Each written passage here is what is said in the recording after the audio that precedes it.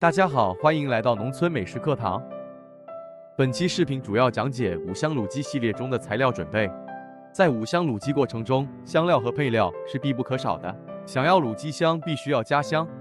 请跟着我的视频一起学习吧。首先准备好配料：鸡精、盐、大豆油、高度白酒、味精、白糖。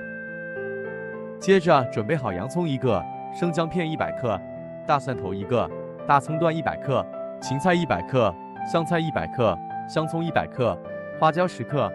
这些蔬菜料用于制作飘香卤油用。具体制作方法我会另外的视频讲解。接着我们准备好所需要的香料包：八角7.5克、小茴香3.6克、花椒9克、桂皮4.5克、丁香0.6克、草果2.1克、陈皮6克、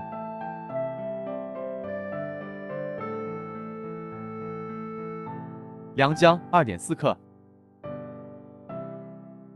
砂仁2克、白芷3.6克、甘草0.6克、香奈8克、木香0.3克、碧波0.3克、香叶0.6克、草寇1克、辛夷花1克、白蔻3.6克、肉蔻3.6克、香茅草0.6克、红栀子2个、干辣椒12克。